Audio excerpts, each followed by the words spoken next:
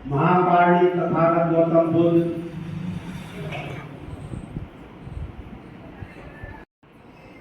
परम पूज्य बोधिसत्व बाबा साहब डॉक्टर भीमराव अम्बेडकर साहब के चरणों में श्रद्धा सुमन अर्पित करता हूँ।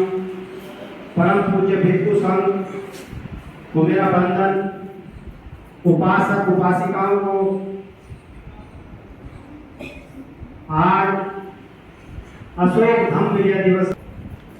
भंते जी ने जैसे बोला, आज अशोक धम्म विजय दिवस है और सम्राट अशोक के विषय में भी चर्चा होनी चाहिए। मैं घर से जब चला था तो मैं इसका प्रण करके चला था कि आज सम्राट अशोक के विषय पर ही बोलूंगा। होता क्या है कि जिन चीजों को हम जानना चाहते हैं जान ही नहीं पाते। अगर संसार में बुद्ध धम्म अगर पहुंचा है तो महान सम्राट अशोक की वजह से ही पहुंचा है। भंते जी ने बताया, सम्राट अशोक जैसा सम्राट पूरी दुनिया में कोई हुआ ही नहीं है। पूरी दुनिया इतनी बड़ी डायनेस्टी थी, इतना बड़ा साम्राज्य था कि आज तक पूरे भारत में किसी का नहीं है। उसके बाद ब्रिटिश शासक तो हुए जिनका काफी क्षेत्र पे शासन हुआ, लेकिन सम्राट अशोक का शासन जैसा शासन होती नहीं। लेकिन आज जैसे बंदे जी कह रहे थे मेरा बोलने का मन नहीं है, वो मन इसलिए नहीं है कि अनारकली और जगतपुरी में बहुत परिवार रहते हैं। हमारी तरफ से जो हम माइक पे बोल भी रहे हैं, हमारी तरफ से कमियां रही हैं कि जिसकी वजह से बौद्ध ध्यान में उपस्थिति बहुत कम है। कोई भी वक्ता हो उसको बोलने का आनंद तभी आता है जब सुनने वाले हो। जब सुनने वाले ही नहीं है वो बोले किसके लिए? ज्ञान किसको दें, किसको समझाएं? भारत के पूरी दुनिया में सम्राट अशोक जैसा शासन किसी ने नहीं किया। क्या दुनिया में किसी को कितनी भी उपलब्धियां मिली हो, लेकिन मैं मानता हूं कि सम्राट अशोक जितनी उपलब्धियां किसी सम्राट के पास नहीं है। आपके जीटी रोड जो है, कानपुर रोड, सम्राट अशोक का बनाया हुआ भारत की सबसे लंबी सड़क है। सबसे लंबी सड़क है कलकत्ता से लेकर लाहौर तक। सम्राट अशोक ने इसी पे पूरे सराय बनवाई लोगों के लिए। और सम्राट अशोक ही पहला राजा ऐसा जिसने पशुओं के लिए हॉस्पिटल अस्पताल खुलवाए। दुनिया का पहला राजा जिसने मानवता के लिए काम किया, पशुओं के लिए, पूरे प्राणी जगत के लिए, चाहे कोई भी जीव हो, पशुओं के लिए पहला अस्पताल सम्राट अशोक ने खुलवाया। सम्राट अशोक का शासन Sumatra, Java, Sri Lanka, Thailand, Burma, Nepal, Bangladesh, Pakistan, Afghanistan, Iran, यहाँ तक कि अफ्रीका तक। अफ्रीका में भी बहुत बिहार सम्राट अशोक ने बनवाए, इसके प्रमाण मिल चुके हैं। जो श्रीनगर जम्मू कश्मीर में है, जो श्रीनगर नाम है, वो भी सम्राट अशोक का बसाया है। श्रीनगर है, नाम भी उसी का दिया हुआ है। कश्मीर को कोई विजय नहीं कर पाता था, लेकिन सम्राट अशोक ने उसको विजय दिया और वहां पे श्रीनगर नाम का शहर भी बसाया। सम्राट अशोक की विचारधारा को इस भारत देश में एक मां नेता बहुजन समाज पार्टी की मां बहन कुमारी मायावती ने पुनः स्थापित किया। आप जाके देखें, ये नोएडा के पास ही है। सम्राट अशोक का जो लाट बोलते हैं, जो मीनार बोलते हैं, स्तंभ बोलते हैं, वो पुनः स्थापित किए लखनऊ के अंदर पहले लगाया। सम्राट अशोक की बात और हमारे धर्म की बात जब चलेगी, हमारी धर्म पताका तब फहराएगी जब हमारे पास सत्ता होगी। आज आप देख रहे हैं, कुछ साथियों ने देखा भी है कि आज जिनकी सत्ता है वो किस तरह से विजयदशमी को मना रहे हैं और हम किस तरह से विजयदशमी को मना रहे हैं। हमें सत्ता पर काबिज होना होगा कि जिन बाबा साहब की हम बात करते हैं, उन्होंने कहा था कि आप शासनकर्ता कौन थे, आपको फिर दोबारा से सत्ता में आना होगा। लेकिन हम सत्ता से दूर दूर तक सोचने की क्षमता ही रखते हैं। यहाँ तो बहुत विखंडित हो गया है। सम्राट अशोक ने तो अपने बेटों को और बेटियों को भी दान कर दिया धर्म के लिए। अगर सम्राट अशोक का सत्ता ना होती तो ये धम्म ना होता।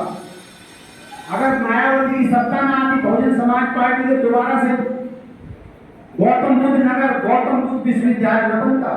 बताएं किसी भी सरकार, जितनी भी सरकारें रही हैं, किसी ने सम्राट अशोक के विषय में आज तक बोला? सम्राट अशोक का जो धम्म चिन्ह है, हमारा जो राष्ट्रीय मोहर है, क्या सम्राट अशोक की जयंती किसी सरकार ने मनाई कभी? क्योंकि हमारी सत्ता में सिर्फ जानते हैं बाबा साहब के अथक प्रयासों से वो अशोक चिन्ह भी मिला, धम्म चक्र भी झंडे में मिला। हमारे लोग जब सत्ता में होंगे तब ये काम हमारे हो सकेंगे। सबसे बड़ा धम्म समर्थक और सबसे बड़ा धम्म पुजारी तो सम्राट अशोक के बाद भी कोई नहीं हुआ है। दायक एक उपाधि होती है, आज भी जो है बहुत से गुरु यहाँ पर काम कर रहे हैं, उनके यहाँ डॉक्टर इंजीनियर जो उनके उपासक बन जाते तो बार आके सुनाते हैं, लेकिन बुद्ध धर्म में ऐसा नहीं हुआ। तब सम्राट अशोक ने अपने दोनों बच्चों को विदेश भेजा और दायक की उपाधि दी। भिक्षुओं ने बोला कि मैं दायक, मैं क्या सबसे बड़ा उपासक, सबसे धर्म को मानने वाला हो गया हूं? तो भिक्षुओं ने कहा कि नहीं, अभी नहीं। तो फिर कैसे होऊंगा, दायक कैसे बनूंगा? कि जब तक कोई व्यक्ति अपनी संतान को धर्म के लिए समर्पित ना कर दे तब तक वो दायक की उपाधि नहीं ले सकता। तो ऐसे सम्राट अशोक ने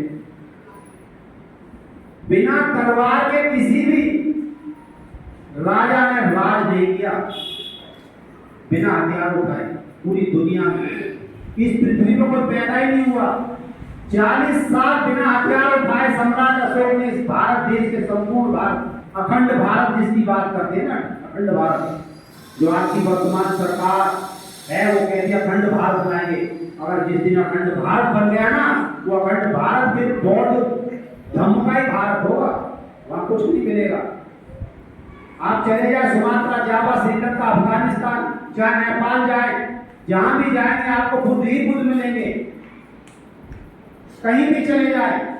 मैं बता दूं कि साधना ही देखने आप, शाहदरा तो देखा है ना, ये पानी टंकी जीटी रोड बनी हुई है, देखिए आपने, सबसे पुरानी पानी टंकी बहुत बड़ी।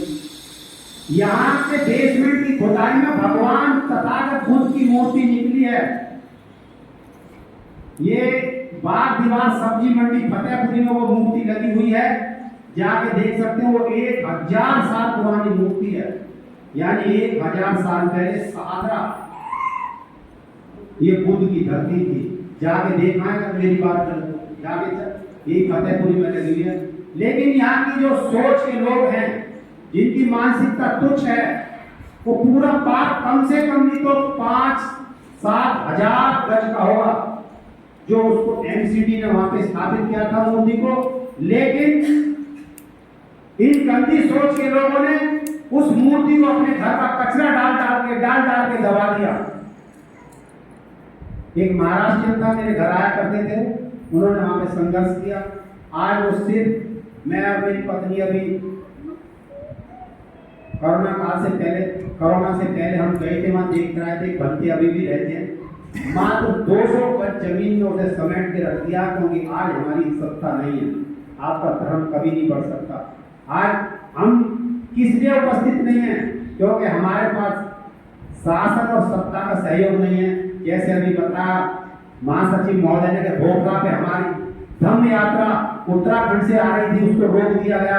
हमारे 4 वकीलों को गिरफ्तार करके थाने ले जाया गया, उनके खिलाफ FIR दर्ज करने की कोशिश की गई है। इसलिए 1111 किलो का सिक्का गुजरात से चलकर आया, उसको हरियाणा के बॉर्डर पर रोक लिया। अमित शाह ने जाने नहीं दिया। उन्होंने कहा जो नई संसद बन रही है उसमें हम इसको स्थापित करेंगे। तो ये किस लिए नहीं हुआ?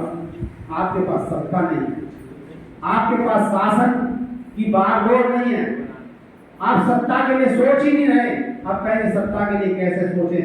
अरे आपको वोट डालना है, यहाँ से इस मन से राजनीति नहीं होनी चाहिए। वो लोग राजनीति करते इन्हीं मंचों से, और हमको धमका डराया जाता है।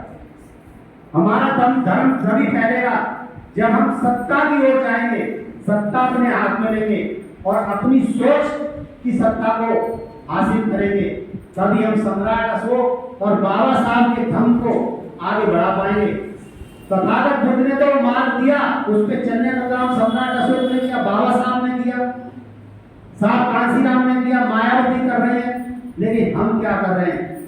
हम अपने इस मिशन के लिए कुछ भी कुर्बानी नहीं कर रहे हैं। हम सिर्फ अब यहाँ आएंगे और यहाँ से फिर चले जाएंगे। 10 दिन 15 दिन बाद हम फिर भूल जाएंगे, फिर वहीं पे खड़े होंगे। तो सत्ता सबसे पहले हमें हासिल करनी होगी। अगर हमें अपने बुद्धम शरणम गच्छामि के जो संदेश है इसको अगर प्रसारित करना है तो पुनः सत्ता में आपको आना होगा, संगठन बना करके प्रचार इस धर्म का करना होगा। अब मैं तो समिति से फिर दोबारा आग्रह करूंगा कि जितने भी हमारे पदाधिकारी हैं वो शाम को अवश्य बुद्ध विहार में आए, चाहे 2 आए 3 आए। आज तो फोन की व्यवस्था है, आप फोन करने किसी को भाई मैं बुद्ध विहार में बैठा हूँ तो बुद्ध विहार में आए। बंदे जी किस लिए निराश हैं? बंदे जी इसलिए निराश हैं कि बौद्ध विहार में हम लोग आते ही नहीं। हम जानकारी न लेना चाहते हैं न देना चाहते हैं। मेरे फादर ठेकेदार थे, आज की बात मैं बता रहा हूँ कि आज का दिन कितना पावन पर्व था। सम्राट अशोक ने जब बुद्ध धर्म अपनाया तो हथियारों को त्याग दिया। उस दिन से इस देश में शस्त्रों की पूजा हो रही थी। आज भी आडंबर हो रहा है, आरएसएस अपने शस्त्रों की पूजा करती है। ये शस्त्र चलाते हैं, हमसे कहते हैं आप शस्त्र क्यों रखते हो। मेरे परिवार में आज के दिन उत्सव ही होता था और आज भी है। मेरे फादर ठेकेदार आज के दिन ही हम जो है अपने औजारों की पूजा करते थे दशहरे वाले दिन। लेकिन आडंबरी और पाखंडियों ने विश्वकर्मा डे बना दिया। 17 सितंबर को विश्वकर्मा डे बनाया, जिस दिन टीवी रामास्वामी नायकर का जन्मदिन होता है। उसको जबरदस्ती इन्होंने पुजवाया, बंबई से चलाई पर, और दिवाली से अगले दिन विश्वकर्मा डे बनाया। लेकिन हमको इस धर्म के जाल से निकलना होगा।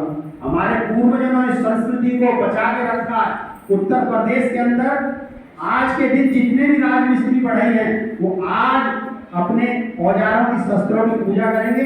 और मैंने देखा है, सुना भी है कि जो किसान लोग थे आज अपने हंसिए हल कुदाल सबको जो है आज पूजा करते हैं आज के दिन।